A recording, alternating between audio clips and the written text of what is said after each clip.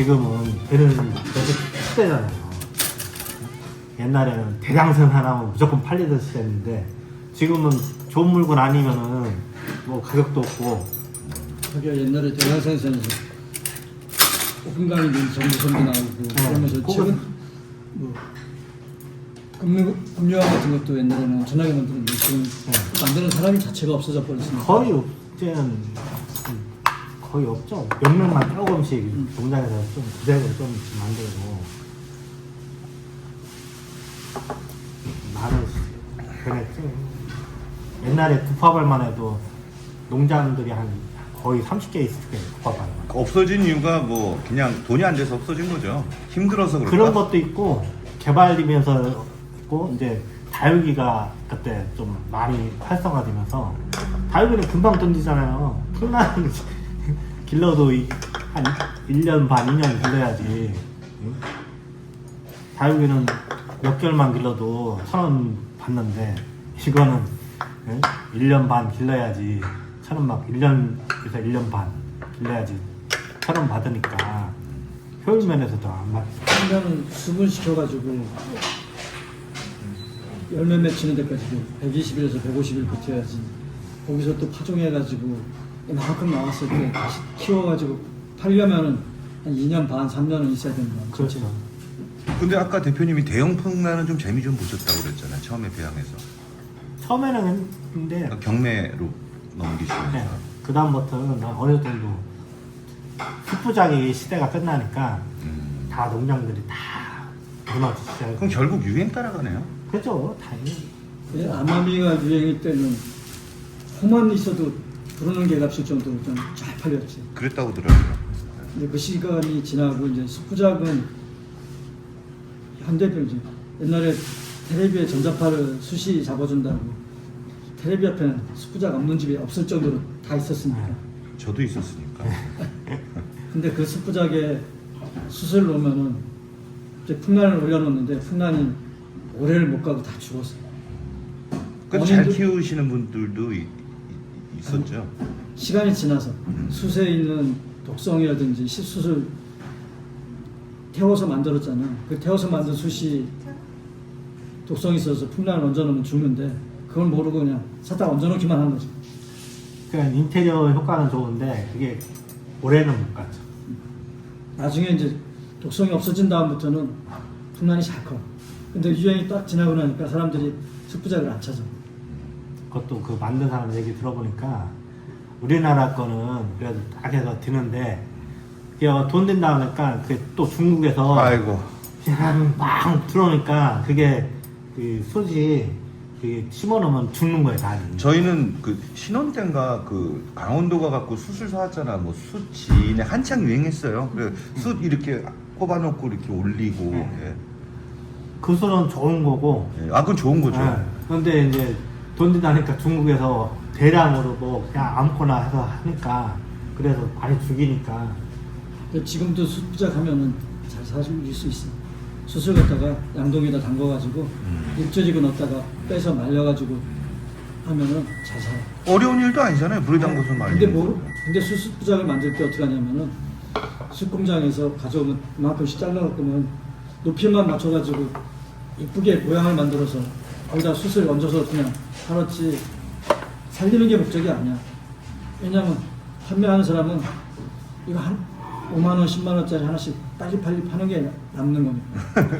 숯은 옆에 있는 저기 양재동 시장 가면은 그런 것만 또 파는 사람이 있어. 그랬겠죠. 그거 갖다가 화분에다가 수반이지, 수반에 모양 만들어가지고 탑처럼 쌓아가지고 아름답게 해가지고 그다음 숯 하나 얹어놓고 그 옆에는 야생화 같은 거 하나 심어놓고. 딱 당신 스타일인데 사실 그지. 까지 그런 건 안 좋아해. 야생화 되게 좋아하거든요.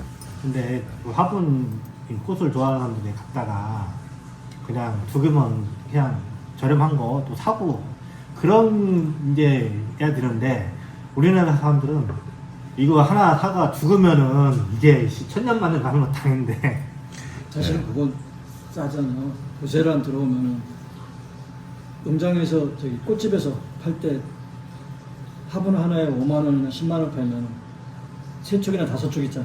그럼 척당 10,000원 꼴이면 안 되는 거야. 풍란하고 생각하면은 차원이 게임이 다르죠. 안 되죠.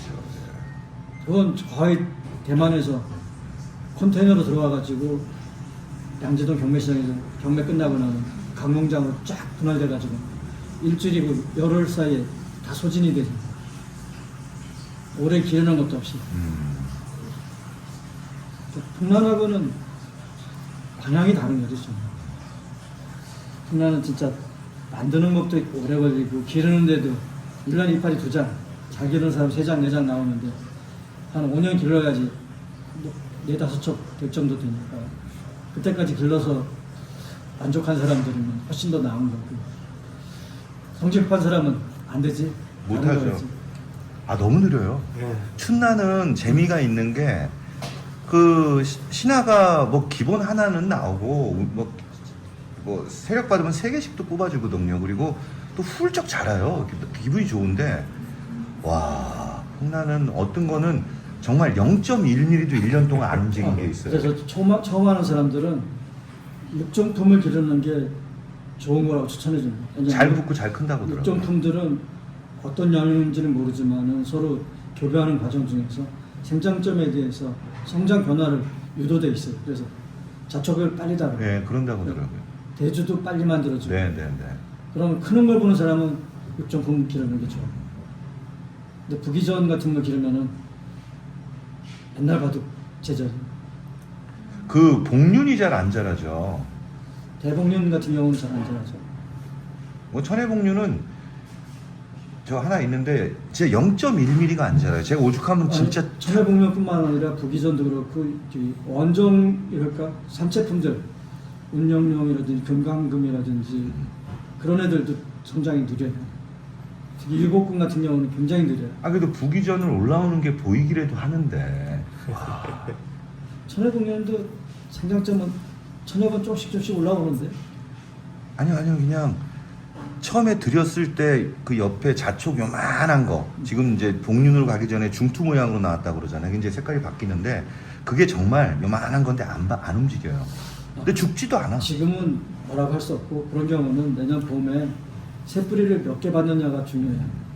그러니까 튼튼한 애들은 2개, 3개 새뿌리가 나올 테고 약한 애들은 하나 나오든지 안 나오든지 봄에 새뿌리가 안 나왔다 하는 애들은 기존 뿌리에서 생장점이 크든지 지가 힘이 딸려가지고 크질 못하는 애들 그런 애들은 안 커요.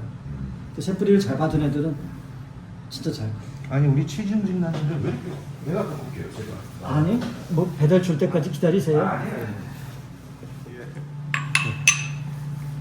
아유 벌써 이제 크리스마스도 오네.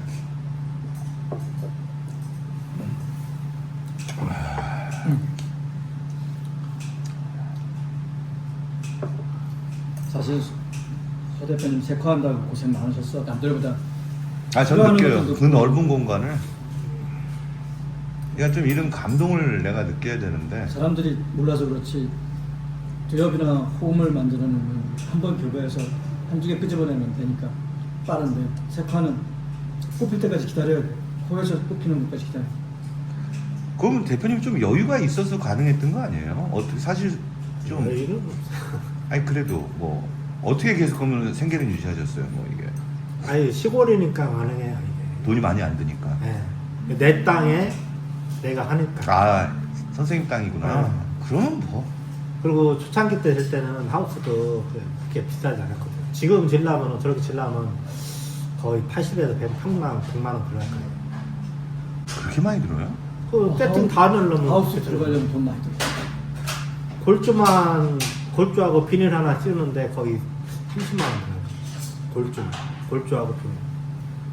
요즘 거의 평당 100만 원 정도 생각해요. 그럼 한 600평 어마어마하네요 진짜. 좀 옛날에는 평당 한 25만 원, 30만 원 정도. 그러니까 그때는 됐는데 지금은 이 농업도 돈 없으면은 아예 손을 못 대요. 그 뭐 이거는 뭐 다른 얘기인데 이런 거 하면은 나라에서 좀 도움은 없어요? 아 이제 시설 할 때 보조금이 있죠, 조금씩. 그래도 뭐 전부는 아닐 거 아니에요. 그렇죠, 전부는 아니죠. 그러면 이건 땅 없으면 못 하겠는데 이게 땅값만 얼마예요? 시골은 저렴해요. 아니 그래도 네. 그래 땅이 없으면 못 하는 거 아니에요. 그렇죠. 근데- 회전율 좋은 걸 해야죠. 그러니까 저기 전문점 하는 것들은 렌탈도 필요한 게 보증금 얼마에 월 얼마 내는데 그럼 가두리를 그래서 많이 쓰면은 가두리에서 최소한 그 렌탈비까지 쉐어할 수 있으면은 근데 중요한 건 그건 자기 건 아니잖아. 결국 땅이 내 게 아니니까. 그래도 자본금이 덜 들어가요. 덜 들어가니까. 그 땅을 사기 위한 자본금하고 건물을 짓는 예, 비용을 자본 비용이 절약할 수 있어요.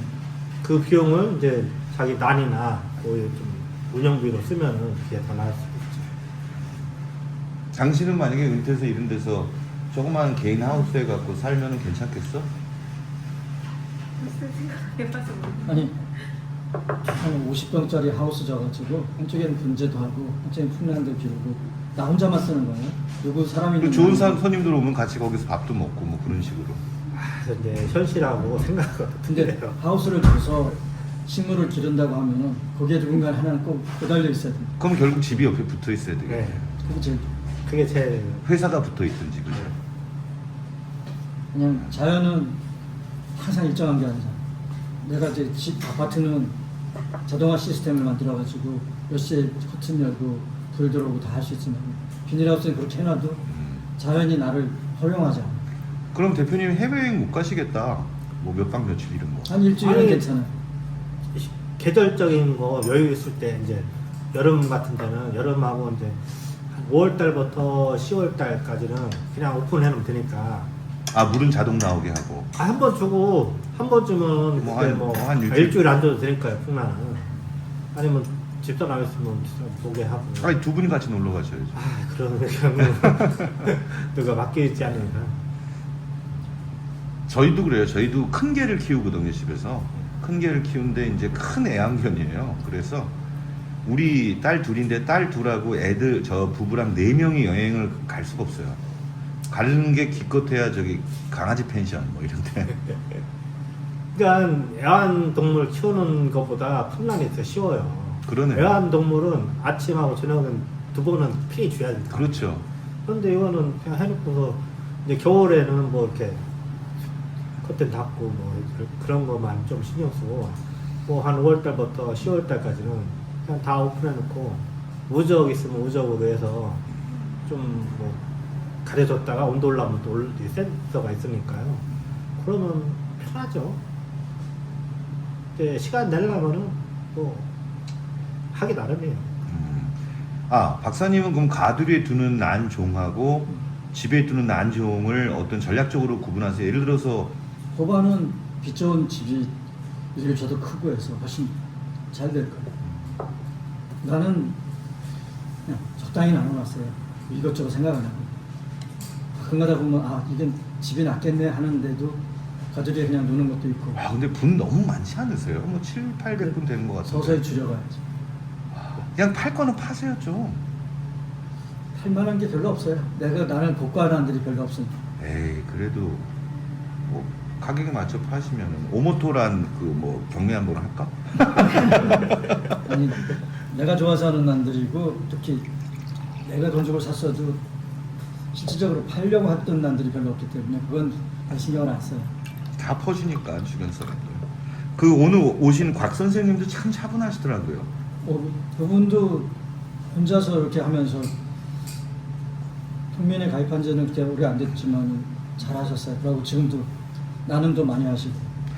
제가 느끼는 게 진짜 애란인이에요. 자기는 난을 팔아본 적도 없대요.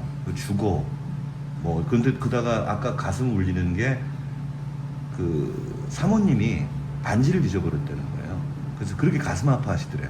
그래서 금모단 하나를 처음으로 팔아갖고 그걸 반지를 돈을 보태서 해줬다고 하더라고요. 네. 그래서 내가 이제 유튜브에다 그렇게 얘기한 시민들의 생각을 한번 반영해 보는 것도 맞아요. 스타들을 올려준다고 해서 처음에는 유튜브가 뜰지 몰라도 생각은 달라질 수 있거든. 직함 다 치킨 내려놓고 그냥 일반 취민으로서 나는 생각하고 접하는 방법을 얘기해주면 전파는 게 훨씬 더 좋지 않을까 하는 생각입니다. 처음에는 대량으로 해서 잘 키워서 대량으로 나가는 회전 빠르게. 네. 근데 가면 갈수록 이게 아닌 거예요. 경매장 내도 이게 똥값 되고 그래서 야 진짜 좀 다른 거를 준비해야겠다 했더니 아까도 문양을 형님 얘기했듯이 우연찮게 그 시기에 그전에도 몇 번 알았는데 그걸 아는 바람에 그 형님이 흥난하라고 좀 색확자 그래서 종자를 밀어주는 애한테 아 너무 고맙습니다. 네. 그래가지고 같이 이제 계속 저도 한 달에 한두 번씩 제가 가요. 배우라 얘기 듣고 같이 어떻게 보면 스승님이시네요. 네, 가르쳐 멘토링. 드릴까요? 네.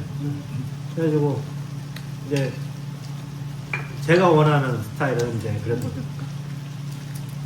어느 정도 물량이 나와야지 농장이 유지가 되고 뭐를 하든지 하지. 취미가 시장은 뭐 몇 개만 나오면 되는 시장이잖아요. 이제 그 형님은 이제 문희종 전문적으로 하는 거니까 이제 저도 문희종 나오잖아요. 그럼 문희종은 거의다가 고기로 다 갖다 드려요. 주세요. 야 멋지다. 저 놔두면 꺾어드릴게요. 그거 아무나 주기 힘들죠. 그죠? 그게 서로가 신뢰가 아니면은 할 수가 없는 거예요. 박사님, 유성태 대표님이 사회생활 잘하셨나 보다. 왜 그러냐면은 나란히에서도 그런 그 문양원에 대한 어떤 그 믿음과 신뢰가 있더라고요. 근데 저 신뢰적인 주라 예. 나하고 믿고 이렇게 하자고 정했을 때 똑같이 해결해 주면 되는 거예요. 근데 서 대표님 똑같은 얘기를 하시네요. 그러니까 서로가 같이 윈윈할 수 있는 그런 사람이 돼야지.